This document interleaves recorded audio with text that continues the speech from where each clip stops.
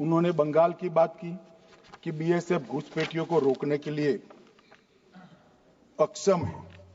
मान्यवर, मैं आज बड़ा गंभीर उन्होंने आरोप लगाया है। मान्यवर, आज मैं कई बार अलग अलग भाषणों में, अलग अलग जलसों में ये विषय उठा जाता है बांग्लादेशी घुसपैठियों के लिए बीएसएफ क्या कर रही है, सेना क्या कर रही है। मैं आज वास्तविकता इस देश को बताना चाहता हूं और मैं ऐसा करता हूं कि तृणमूल कांग्रेस के सारे लोग सदन को छोड़कर नहीं जाएंगे, ध्यान से सुनेंगे। मान्यवर, हमारी बांग्लादेश के सटी हुई सीमा, अब सुनिए भाई, हमारी बांग्लादेश से सटी हुई सीमा 2216 किलोमीटर है। उसमें से 1653 किलोमीटर बाढ़ बन चुका है, बाढ़ के पास वाला रोड भी बन चुका है और चौकियां भी बन चुकी है। शेष फेंसिंग की लंबाई है 563 किलोमीटर। 563 किलोमीटर सीमा आज भी खुली है और शेष फेंसिंग जो 563 किलोमीटर है उसमें 112 किलोमीटर फेंसिंग ऐसी है, बॉर्डर ऐसी है जिसमें बॉर्डर फेंसिंग व्यवहारू नहीं, नाले हैं, नदियां हैं, ऊंची नीची पहाड़ियां हैं, जहां 112 किलोमीटर में फेंसिंग हो ही नहीं सकता और 450 किलोमीटर जहां फेंसिंग होता है वहां बाकी है। अब मैं वो बताना चाहता हूं कि क्यों बाकी है।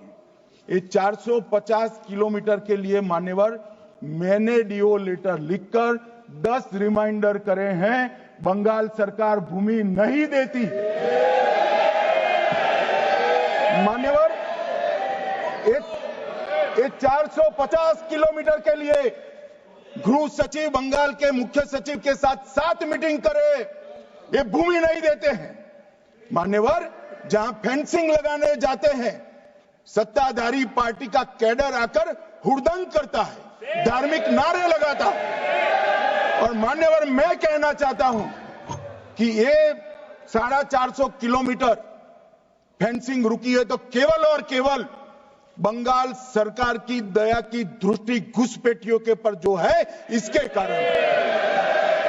और मान्यवर, इससे आगे ये 450 किलोमीटर शायद ये भाषण सुनकर ममता जी भूमि दे भी दे तो हम खत्म कर देंगे, फिर भी 112 किलोमीटर खुली सीमा रहती है।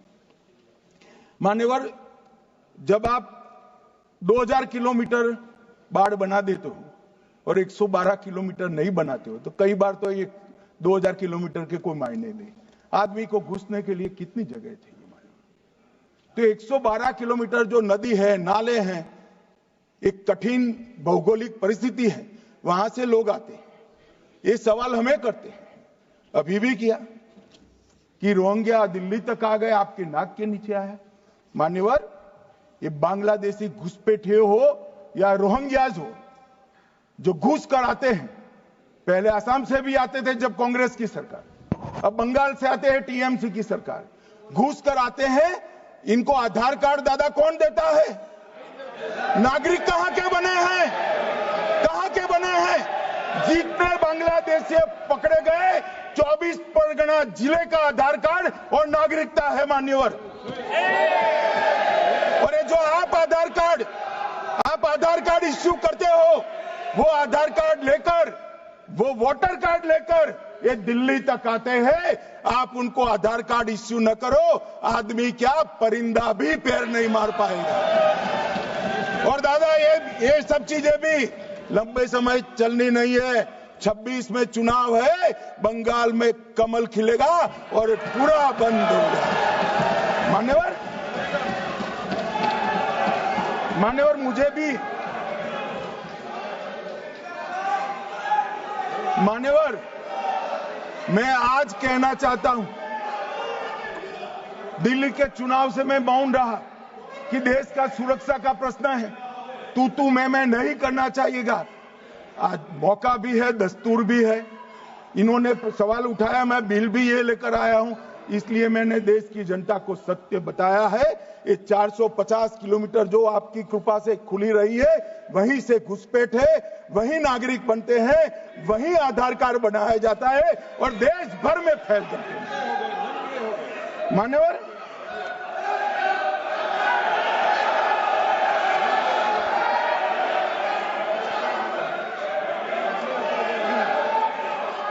मान्यवर एक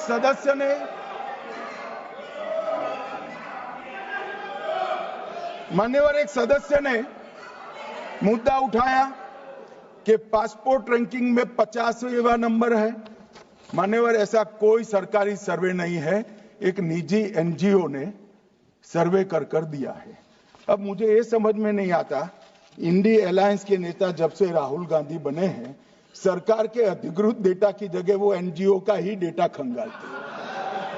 कई बार तो भाषण भी एनजीओ का दिया हुआ करते थे मान्यवर, और कई बार छापा बगैर का संविधान भी लहरा देते हैं। मुझे मालूम नहीं है क्या हुआ है इस देश को। कनिमोझी जी ने कहा कि इतने सारे तमिल शरणार्थी आए हैं, इसके लिए भारत सरकार की नीति क्या है। बहुत अच्छा मुद्दा मान्यवर, मेरा भी वो शरणार्थियों के लिए दिल इतना भी दुखता है जितना कनिमोझी का दुख। मगर उन्होंने कहा आपकी नीति क्या है। मैं नीति बताता हूं। 1986 से जो भारत सरकार का नीति है, और जब आप 10 साल यूपीए सरकार में थे तब जो आपका नीति था वो ही हमारा नीति है। ये तो 74 से आए, अब 10 साल था, दयानिधि जी भी मंत्री थे, बालू जी भी मंत्री थे, कुछ नहीं किया। और हमें सवाल कर रहे हैं कि आपने क्या किया। भला आपने कर दिया होता तो हमारे लिए तो बारी ही नहीं आती। मान्यवर, तमिल शरणार्थियों की नीति में हमने फुल स्टॉप कॉमा का बदलाव नहीं किया है। जिस सरकार में डीएम के हिस्सेदार थी वही नीति को हमने जस का तस अपनाने का काम किया है। अगर कुछ बदलाव करना है तो मुझे देखना, हम सोचेंगे। मान्यवर,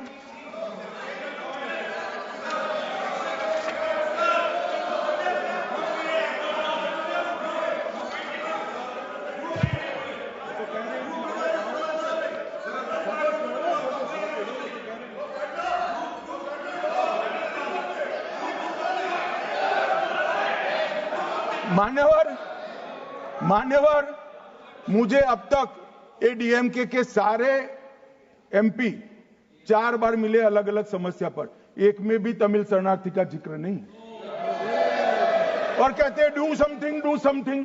भाई आप तो कहते ना, हमने तो आपकी नीति पर चले, हम माने ये सच्ची होगी। अभी भी आप दीजिए, हम सोचेंगे इस पर।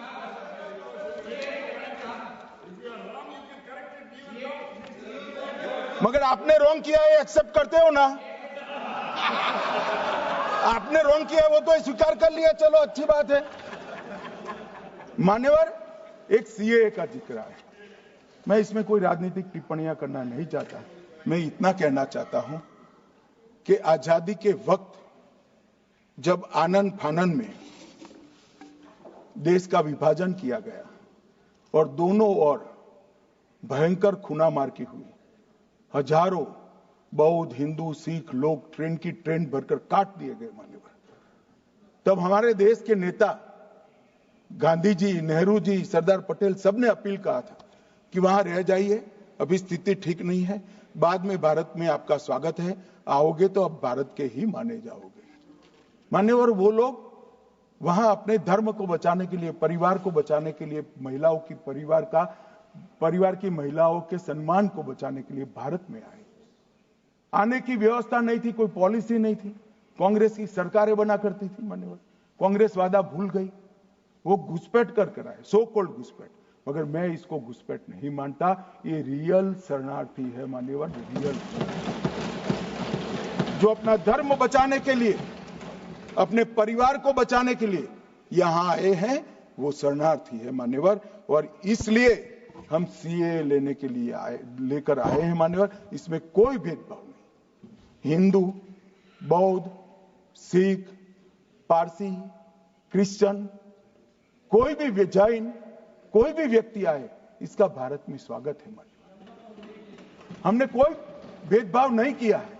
मगर जो घुसपैठ करने के लिए आते हैं, उनको जरूर हम रोकेंगे मान्यवर। नागरिकता इनको ही प्रदान होगी जिन पर अत्याचार हो, जो विभाजन की विभीषिका को झेलें, जिनके परिवारों पर अत्याचार, उन्हीं को हम नागरिकता देंगे मान्यवर। ये पूरे विधेयक को 4 कानूनों को समाप्त कर इसको रिप्लेस करने के लिए लाए हैं मान्यवर। ये चारों कानूनों में जितनी भी क्षतियां थी, लूफोल्स थे, उसको भरने का भी काम किया है, ओवरलैपिंग को हटाने का भी काम किया है। और आज के समय में भारत के अर्थतंत्र, भारत की शिक्षा, भारत की चिकित्सा पद्धति, भारत के अनुसंधान, भारत की लीगल सिस्टम, इस सब को मजबूत करने के लिए जो अंतर्राष्ट्रीय सहयोग भी चाहिए और दुनिया को भी हमने सहयोग करना है। दोनों चीजों को देखकर, परंतु उसमें सबसे पहले देश की सुरक्षा की चिंता कर ये विधेयक लेकर मैं आपके सामने आया हूं मान्यवर। मैं आपके माध्यम से सदन के सभी सदस्यों को निवेदन करना चाहता हूं, इसको पारित करें।